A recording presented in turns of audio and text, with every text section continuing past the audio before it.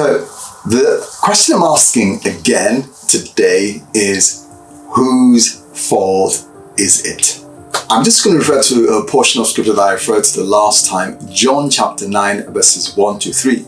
There was a man that was born blind from birth. This guy was probably in his 40s, and Jesus' disciples came to him and said, "Jesus, why was this man born blind? Was it something that his parents did? Why was it? What happened here? What's the cause of this?" Basically asking the question, whose fault is it, or was it, that this man was born blind? Now, the interesting thing that I want to focus on here is that they looked at the man and said, probably not this man's fault, probably his parents' fault. Now, why am I zeroing in on the parents here? Because a lot of times we often might think, my goodness, if my parents had done this for me, maybe if they had helped me at this point in my life, maybe if my family members had done this, if they hadn't done this, I wouldn't have found myself in this really awkward position. My life would have turned out better. But Jesus made an interesting point. He didn't focus on how the man got there or whose fault it was that the man had been born blind. He just zeroed in onto he just made the main point here. And the main point wasn't the fact that, look, it's this person's fault or that person's fault.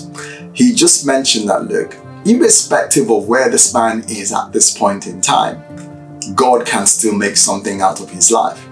So the point I'm making this evening is this, and I'm going to refer to another portion of scripture, Romans chapter 8, verse 28. That says, God makes everything work out for the good of those who love him.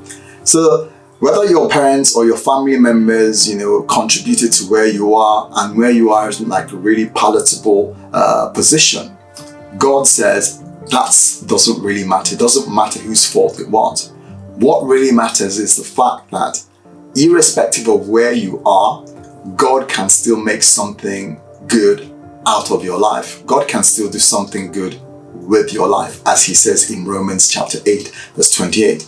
So really, the question isn't, or the thing isn't, it's my parents' fault, it's this person's fault.